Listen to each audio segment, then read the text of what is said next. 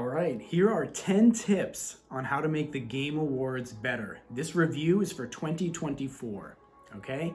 We're jumping right into it. So, number one, I have advice for new categories.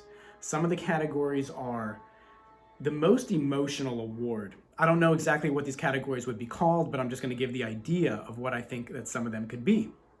So, like most emotional award or most heartbreaking moment in video games of that year, something along that nature, where we look at all the games and see what moment, whether it's, 10 seconds or a minute or of a cutscene or a gameplay sequence where it was heartbreaking, right? Not only for the storyline and for the characters, but for us, for the players as well. The first one that comes to mind for me is last year, 2013, Final Fantasy 16. For those of you that played it, in the very beginning of the game, there's a very emotional, heartbreaking moment that takes place between Clive and his family. And I think that shining a light on something like that would be a great thing. Having its own category would be awesome. And I think it's something that would resonate with players around the world. We'd get behind it.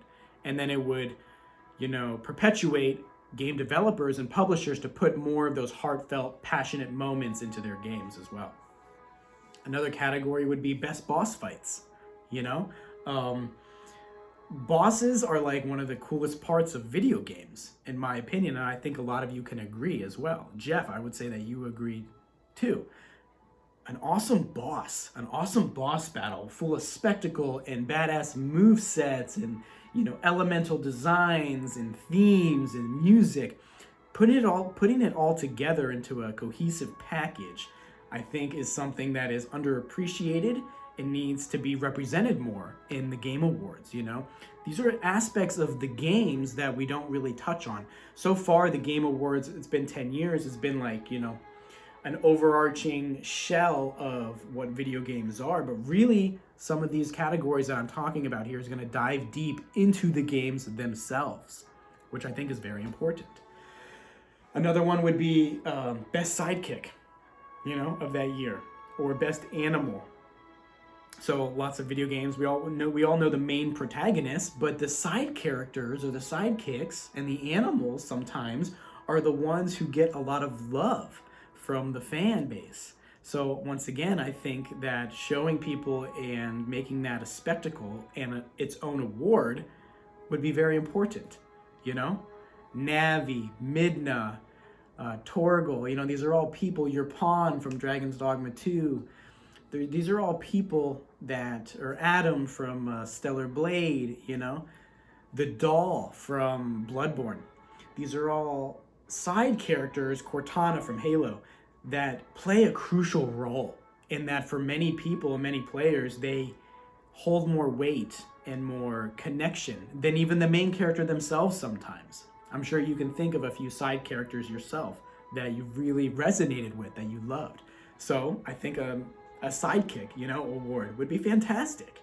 You know what I mean? This doesn't have to take up a lot of time in the show. It can be quick, but I think it's very important to have. Another one would be just best character overall. So this could be, the main character, right? Not only a sidekick award, but just a main character, whether it be Clive or Cloud or Eve from Stellar Blade, the Arisen from Dragon's Dogma, what have you, Astrobot, the little guy who won, the little robot. We can have an award for the best main character, the best protagonist. This is separate from the voice actor, right? Because we have the best voiceover award. We have that best performance, which I think should stay. Keep that award, of course. But add another one of who's the best character, whether it's design, character arc, overarching story, their development, their growth as a person or animal, whatever it is, depends on the game, right? Just best character, I think would be a really cool category as well. And of course, horror. I've been saying it for years. I don't think that horror games, scary games, I don't think they get enough love. Resident Evil, Dead Space, Evil Within, Silent Hill, all these types of games that have horror elements, they don't get enough care, they don't get enough attention, to them.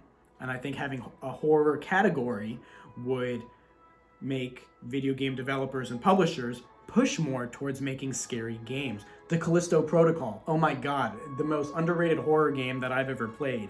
It had a bad launch and people, didn't end up playing it, but I gave it a shot like a year later after all the bugs were fixed and stuff, and my god, it is a beautiful game, an amazing horror game if you enjoy that genre. So yeah, I think that these games deserve more love than they get. Truly, I do.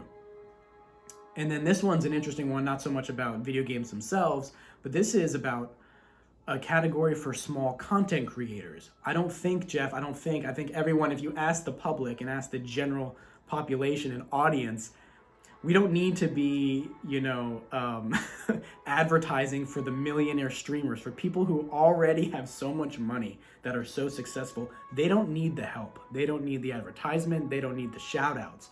It's the small creators that are just getting started or who have been going for 10 years who just haven't gained traction or gained a following. They need a chance to shine. So how can you do this? There's many different ways. One of the ways off the top of my head is like, just allow people to submit, 30-second clips of their highlights of that year, 60 seconds, 30 seconds to 60-second clips. And then you guys can pick, or you can have it be submitted to your website, and it could be a completely player's choice. You can have everybody vote, on like the top 10 or top 20 best content creators, up and coming, streamers or people who just enjoy video games, who make content about video games, and have people vote on it, and then just show a little clip of them. And when I say a little clip, I mean like 5 seconds of each one. So, if you do, you can do like 10 of them in a minute, really quick. Just show 10 creators in 1 minute's time, and you could really change their lives. Whoever ends up winning, their lives can be absolutely changed overnight just by you giving them the spotlight for a single minute of the show. And I think that's something that's worth doing, because then they can go on to grow and then help, bring more people into the ecosystem of video games. And it's a mutual relationship, mutually beneficial. It's helping everyone. You're helping the small people grow, and then they're helping video games as a medium grow, which will make you more successful too. So everybody wins when you do it like that. Yeah, because they're the ones that need the help, the small guys, not the millionaires, right? They don't need the advertisement. Okay, so yeah, that's those two. And then the next one is just shorter indie trailers, right, overall. So I think this is number 3 that we're on. Just having shorter, I know you're going to have a lot of indie games, a lot of independently made games, and I'm totally cool with it and I support it. However, I truly believe that the spotlight should always be on the AAA games, the high budget games that deserve it, mind you, right, that are full of love and passion, that are developed, from the heart and soul. So for the indie games, I'm not saying to take them away. I'm saying to have them condensed down. So if you're going to show a 5-minute trailer, you can have multiple indie games, back to back to back within that 5-minute span.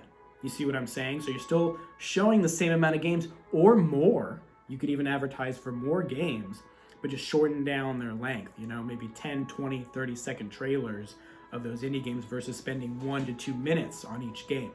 That way, more people get some spotlight, more people get their time to shine, and it's more condensed. So we can give, once again, a little more time to the big multi-million-dollar AAA games that deserve that spotlight, rightfully so, Okay, number 4, there's still too many ads, right, man? It's gotten a little better over the past, I'd say, 2 years, but overall, still too many ads. And I'm trying to think of ways that you can do this more efficiently and less obtrusively to the audience, so that it doesn't really break the flow of the show. But obviously, I understand it's a business. You got to make money. I get it. I understand completely. So you got to have your ads there. One thing that came to mind was like, if you're going to do, your ad commercials, okay, you can have that. But also to kill 2 or 3 birds with one stone, how when you're watching like football games or sports games, at the bottom of the screen, even on the weather, they'll just have like little news clips that kind of scroll by. You can do those types of ads. They're less intrusive, and I feel that you can get more done in a short period of time. So if you're having a big ad play on top of the screen overall, you can have on the bottom of the screen the news, the smaller ads just kind of scroll by. Go to this website to win the free laptop, or da da da da da. You know what I mean? You can have the mini ads scroll down there, and obviously those will cost less for the advertisers than having the big ad that plays on top of the full screen. You see what I'm saying? That way you can get a lot more ads out there, but keep the show moving when you're actually talking on stage, and you don't have to actually sit there and advertise, because it feels kind of grimy when you do it, or sitting. It just doesn't feel good. You know what I mean? When you have your presenters sitting up there and kind of like shilling for a product, it doesn't feel good. It doesn't sit right with the audience.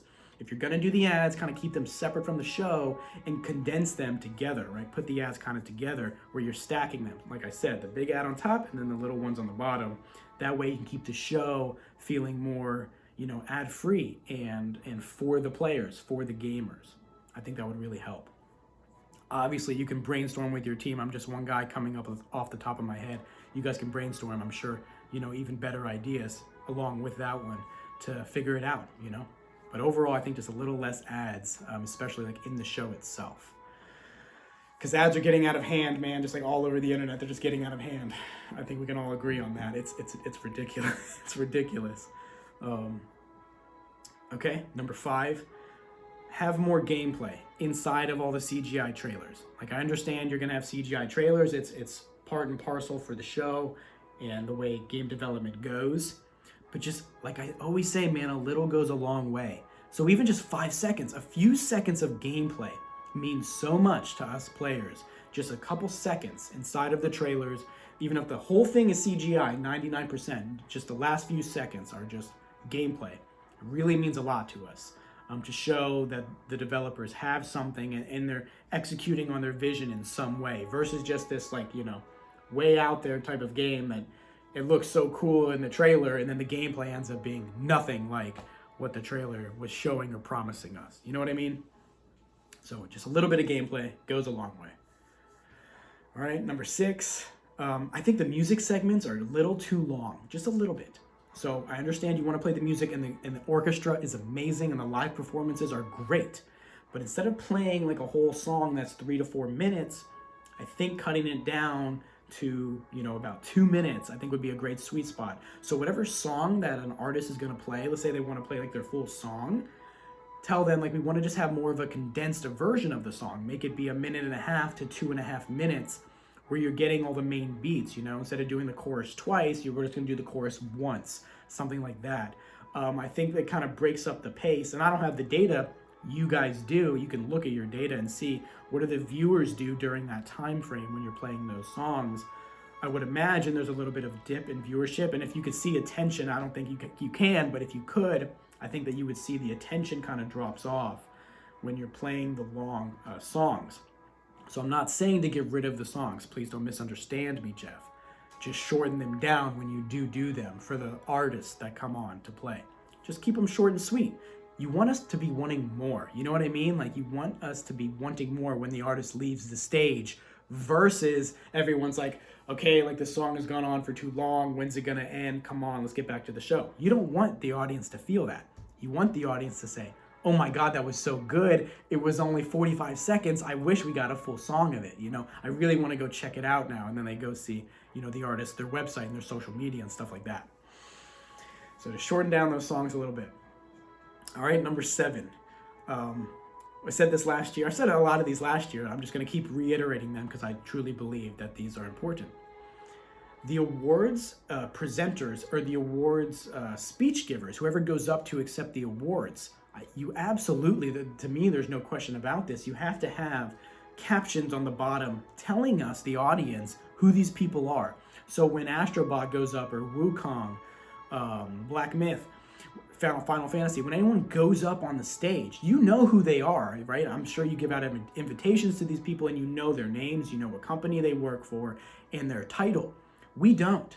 You see what I'm saying? We don't. We just know when we hear the name Black Myth Wukong, the person goes up, we don't know who this is. Or the Balatro game, the card game. Everybody thought that was the developer. He had to say it, when he was up there, that he wasn't the main guy, but still, there should be a little caption on the bottom. This would cost no money and take a very short period of time. Put a caption down there. Here's Square Enix, art director for Final Fantasy VII. just on the bottom of the screen while they're talking. That way we, as the audience, knows who is this person that's accepting the award and giving the speech for the award. And then once we know who they are, you can put their little, Twitter handle, their X handle, their social media down there too. Then we can go follow them. We can foster a connection with them, right? Which then would help give them feedback for their games. They can make better games. You see where I'm going with all of this? It's all interconnected, man. You want to connect the audience with the product and the product with the developer so that the audience can connect with the developer and the publisher and communicate together to create better products overall for everyone. So you want to connect us. How do you connect us? You let us know, who are these people? Someone just goes up, says, thank you so much. We worked so hard on this game. Well, who are you? I don't know who you are. What did you do? Are you the music composer? Are you the director? Are you the producer? Who are you? So having that little caption at the bottom, I think, is very important. Okay? All right. Number 7. Or no, that was number 7. I'm sorry. Number 8. And Jeff, this is specifically for you, my friend. I've been saying it for years, and I'm going to continue to say it. You need nicer, flashier shoes when you're up there. I know it's a subtle thing. It's a small thing. It seems kind of weird, kind of stupid. Your suits and your shoes need to be cooler. They need to be something that we talk about more, because I come to everything from a psychological perspective. So you want to penetrate yourself into the psyche, into the zeitgeist of gamers and the audience all over the world. What is one of the easiest ways to do this is by having some kind of flashy, colorful, unique looking outfits and shoes. I'm not saying you need to go up and look like a clown or something like that with a rainbow all over you. No, that's not what I'm saying at all. I'm saying subtle, unique things in your outfit. Hideo Kojima is one of the best things that I can point to, and if you look at any of my tweets that I send you, you'll see this. He does a great job. He has that golden, I don't know if it's a brooch, whatever it is, the emblem that he wears of his company on his shirt, his lapel, whatever you want to call it, on his suit. Then he wears the beautiful suits with the nice colors and the nice material. It's very unique. Take notes on that. And I saw you did a little flower this year, and it's nice, but you should have a little Game Awards logo. It should be that little angel, the statue. You should trademark that logo. Talk about trademark. I know you don't trademark the words. Forget about the words of the show. Trademark the logo, copyright the logo itself. And then you should be pushing that to the audience, advertising that logo. That should be on your shirt, the little Game Awards character, the trophy, right? And then your suit, make them unique. There's a million ways to do it, right? The simplest way that comes to mind is for me, is a trim, a colored trim. So if you're gonna wear a black suit, totally fine. Have it match the theme, and I'm about to get to the theme too. Have it match the theme of the show. So if the theme is blue, have blue trim on the shoes and on the suit, right? Or something like that. I did like that you had a little bit of sparkles on your shoes this year. It was cool, but it wasn't enough. It wasn't enough flair. It wasn't enough fanfare, okay? So go a little more, man. I'm not saying to go insane and wear a rainbow. I'm saying go a little bit more, okay? A little bit more out there with your suits, more unique stuff, and especially the shoes as well. We really appreciate it. People really appreciate it. Even if they don't acknowledge it, outright, subconsciously, their brain does. I promise you, man. I promise you. They do notice it. All right? Cool. So yeah, number 9, very simple thing. I think you should start the show just 30 minutes earlier. Instead of 7:30 Eastern, 7 o'clock Eastern. Keep the 7:30, just move it forward a little bit, right? And then call it the pre-show, not the opening act, because that is confusing. It's confusing to people that aren't really familiar with the show and the way it works. So you're always trying to attract new customers, right? New audience members to come in to watch the show every year, yes? You want to make it as simple as possible for them to understand what's happening. So instead of using the words opening act, I would just call it pre-show. Very simple. Everyone understands the basic English of it. Pre-show. This is right before the show versus opening act. It makes you think, oh, this is part of the main show, when it's not, right? So just call it the pre-show. And I think starting it a little bit earlier is going to be good because, once again, I don't have your numbers, but I would be willing to bet. You go look at your numbers and your stats. It probably falls off because it gets so late. You're going very late at night. And the USA is your biggest audience. I understand it's impossible to pick a perfect time frame for the show because, everyone over the world is watching it and it's 2 o'clock in the morning somewhere else, in Singapore or wherever. But USA is your biggest audience, so you got to kind of cater to us. So I think 7 p.m.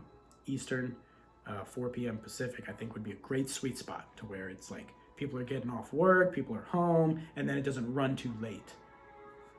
Okay. All right, and then number 10, more Game Awards orchestra music. Bro, the orchestra is quickly becoming, my favorite part of the show, and I would say a bunch of other people's favorite part. The orchestra is amazing. You should write at least one official song, if not more. You can have a little 30-second or 10-second little quips that play maybe in between awards. I think having more music in the show is only going to be a good thing. And I think you guys should have an official song that they make. Let them make it. The Game Orchestra, those people, Flute Guy, and now I love Keyboard Guy. I'm gonna make a post about Keyboard Guy. He was on the left side of this, I guess, stage left. I don't know exactly. He was the left side of us, the audience, right? Flute Guy's on the right, Keyboard Guy's on the left. He looked really cool, man. So let those people write a song, an official Game Awards song. I love the one that they do, and I hope they do it forever for the rest of my life until I'm dead. At the end, when they're playing the themes of all 5 or 6 of the Game of the Year contenders, at the very end, they're like, da-da-da-da-da-da-da-da-dum. That's the best. Love that crescendo, at the end. It's amazing. Gets my goosebumps going every single time. So I think you should lean into the music more of the orchestra. Have music more throughout the show. Just little bits, like I'm saying, 5 to 10 second little melodies that play maybe in between things or when you're just talking subtly. And then, of course, you have the big crescendo and the big finale at the end of the show. But I think they should write more music just overall. Love the Game Orchestra, man. Okay? And then the bonus, just a bonus tip. On the website, I think you should be more specific. When you're telling people what the awards are, be more specific about the criteria for what it means to get that award. So with Game of the Year, be more specific what they are looking for, which the judges and the panel are looking for the winner for Game of the Year, right? Or for music. Well, what is it about music that's going to make you win best score that year?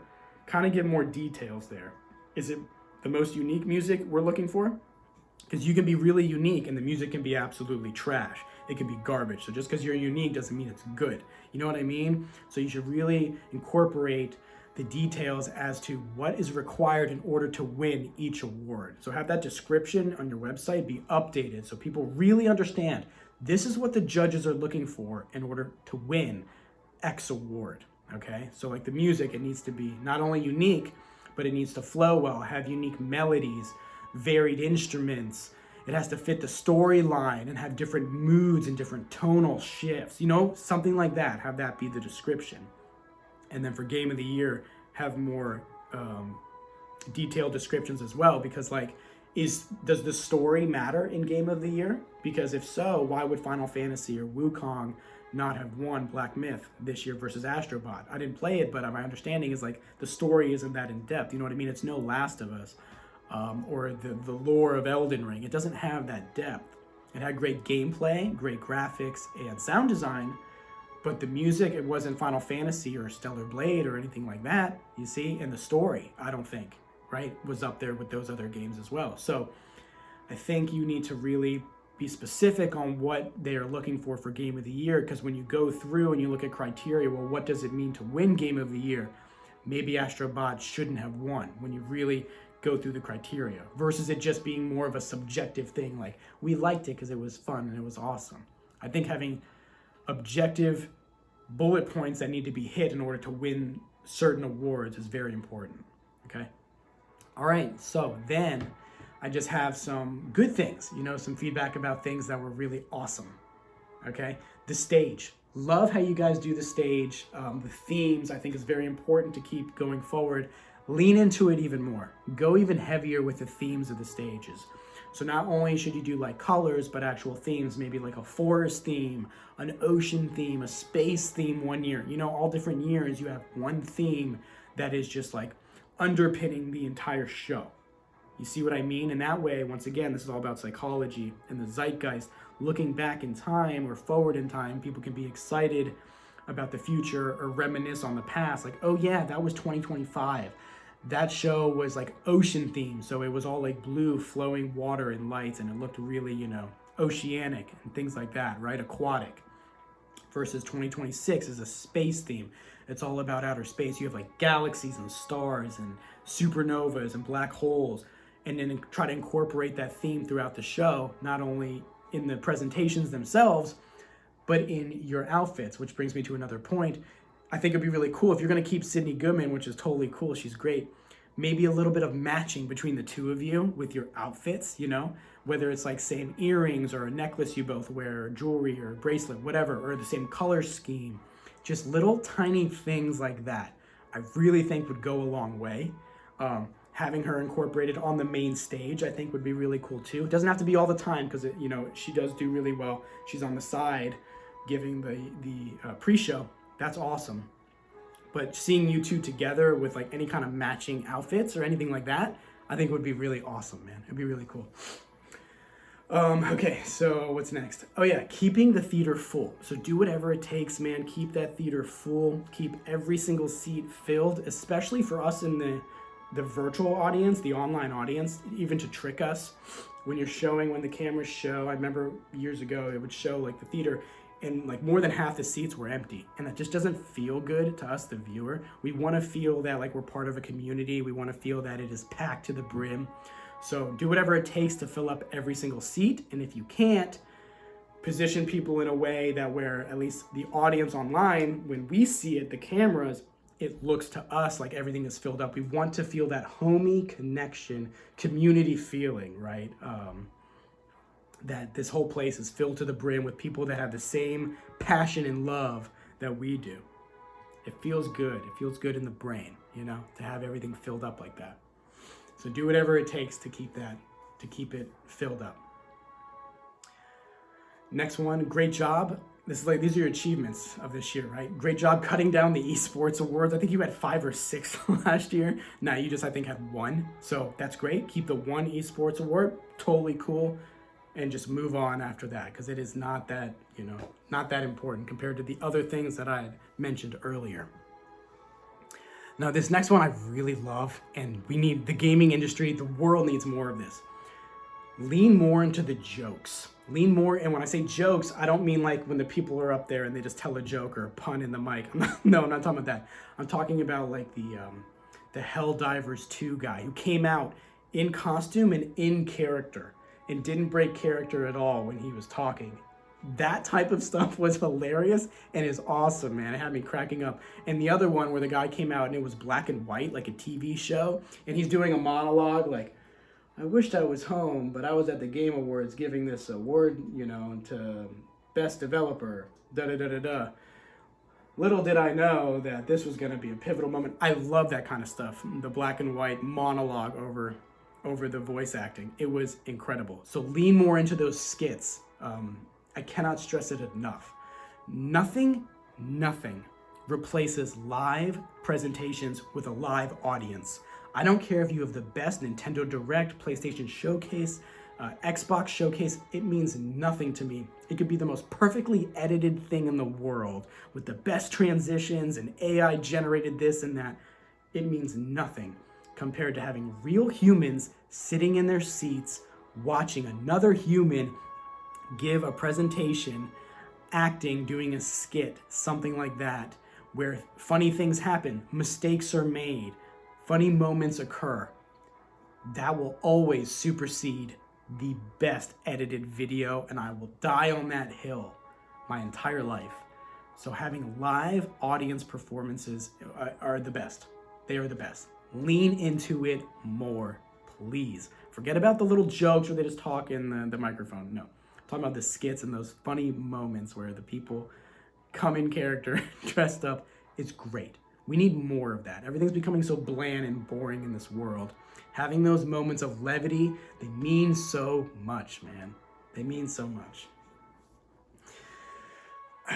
Okay, so next thing is the bombshell. I talked about it last year, the year before. Gonna continue to talk about it. You did a good job this year with the one more thing.